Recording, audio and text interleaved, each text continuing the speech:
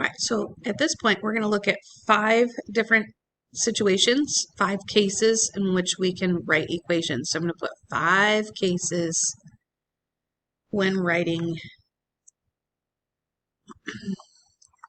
equations, 4 lines. All right, so case number 1.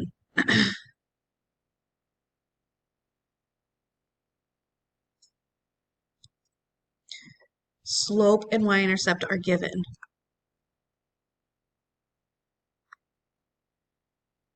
And I want to say we've done this already. If they're given, all we have to do is use y equals mx plus b. And we know that m, is this purple color, is your slope. And b, use yellow this time, is your y-intercept. So if both of those things are given, all you have to do is plug them in the right spot. So let's say they give us a problem that says m is 2 and b is negative 18. All we have to do is plug them in the right spot. So I'm going to find my slope color. And I know that slope is going to be the 2.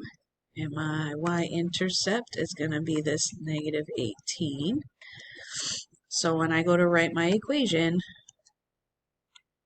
I get y equals m is my slope of 2, x plus the negative 18. But again, we don't like that plus and negative. So we're going to rewrite this as y equals 2x minus 18. And then we're done. So that's case number 1. It's probably one of the easiest ones because everything was given to you. Look at case number 2. Case number 2 is when the slope is given and a point that is the y-intercept. Let's say they give us that the slope is negative 2 and goes through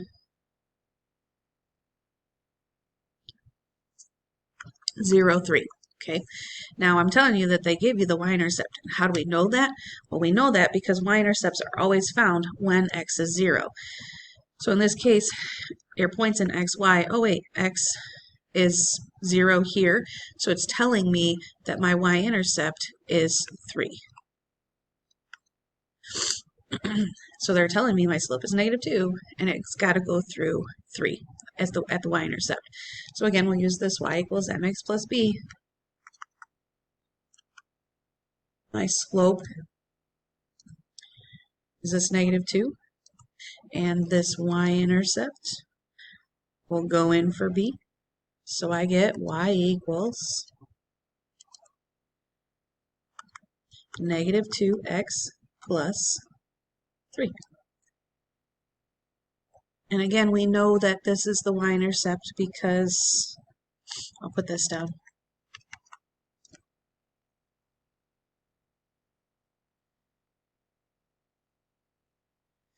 X was equal to 0. All right, so case number 3, getting a little trickier now. Case number 3, let's say the slope is given and a point, we'll go another point, that's not the y-intercept.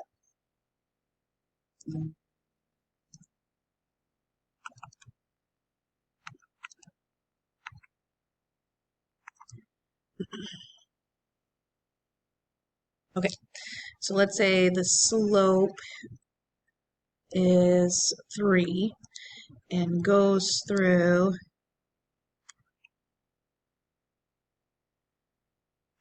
negative 1, 5. And we know that x is negative 1, y is the 5 here, so we do not have the y-intercept, so we can't just plug in things. So there's a couple ways we can actually do this. One, you can look at the table. So I'm going to look at way number 1. You can do this a couple different ways.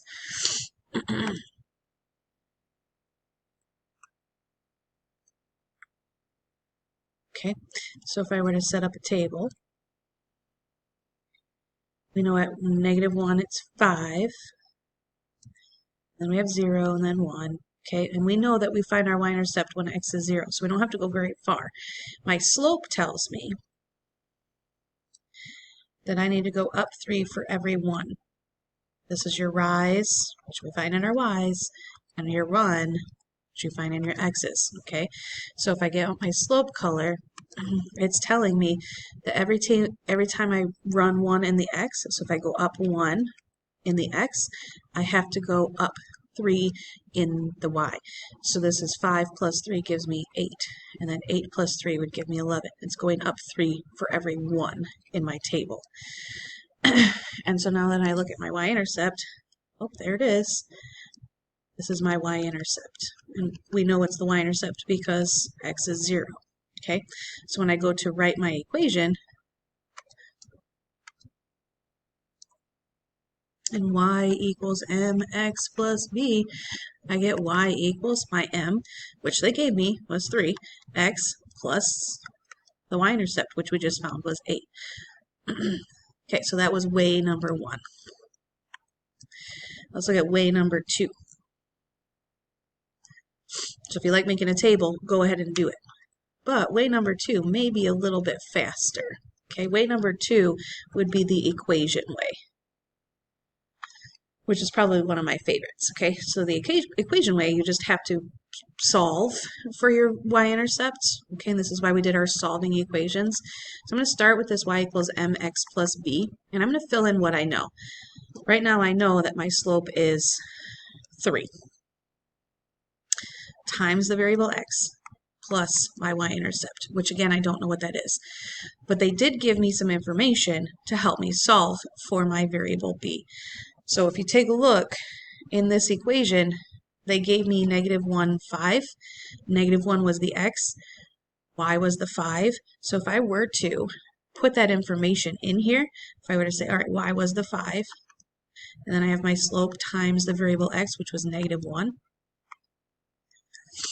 All I have to do is a little bit of math here and then solve for my variable b. So I get 5 equals 3 times -1, which is -3, plus b. So again, looks like we've got a variable b here, and we have to get rid of this -3. To get rid of the -3, you have to add 3. And we're going to add 3 to both sides. So I get 8 equals, these went away, 8 equals b. So they're telling me that my y-intercept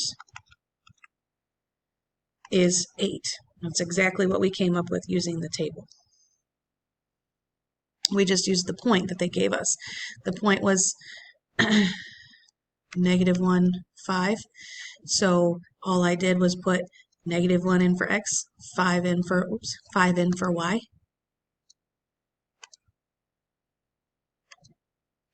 And then solve for what I didn't know, which was my y-intercept. It's a lot of fun. All right, let's look at case number, we're on 4 now, I think.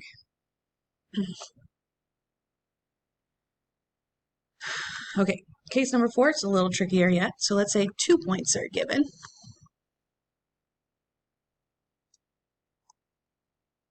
And 1 is the y-intercept.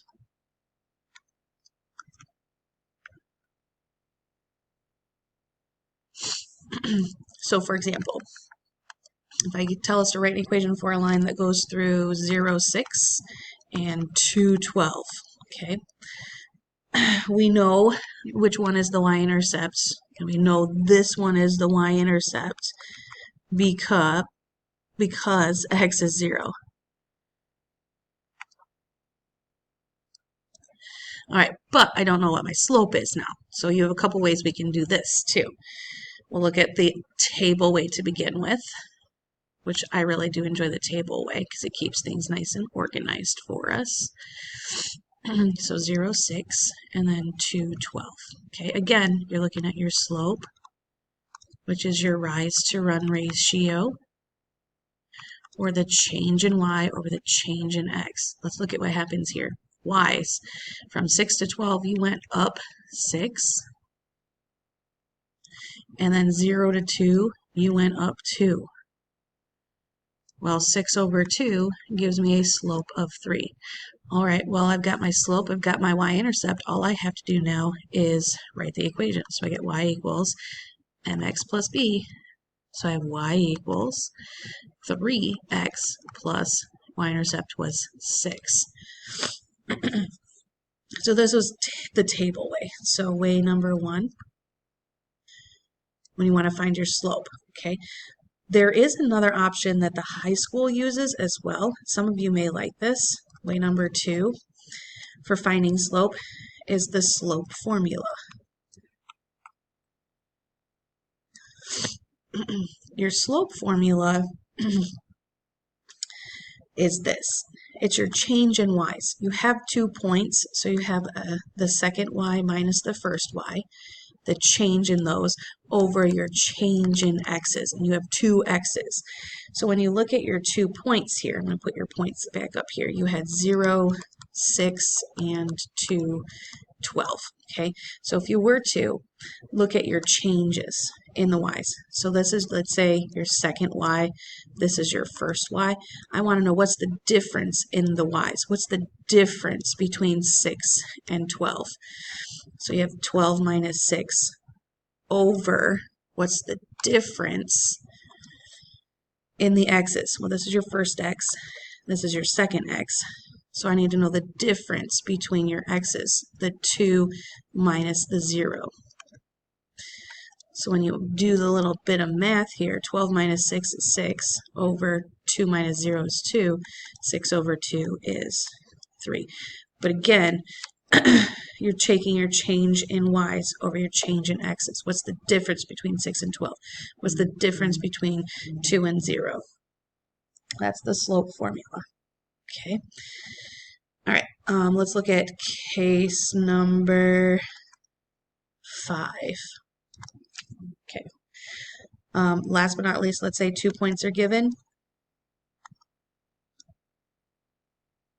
and none of them is the y-intercept, none of them is the slope. This one's the most amount of work that you're going to get. So let's say I give us the point -2, 10, and 1, 4. So you do have 2 points here, okay? You got your first x, so you have your x1, and then you have your x2, and then you have your first y and your second y, okay? So if you choose to use the slope formula to find your slope, okay? I'm going to say find slope first.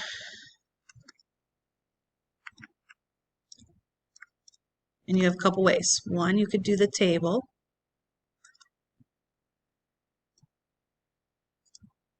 So if I set up my table, you got -2, 10, and 1, 4. So I'm going to look at the difference here in the y's. So we get 10 down to 4 is -6. -2 to 1 is up 3. So my slope would be down 6 over 3, or a -3. Okay, that's your slope using the table. You could also use the slope formula, okay, which is your change in y, so y2 minus y1 over x2 minus x1. All right, so y2 was the 4 minus 10 over x2, which is 1, minus a -2. 4 minus 10 gives me a -6. A 1 minus negative becomes plus 3, which gives me -3. So same thing.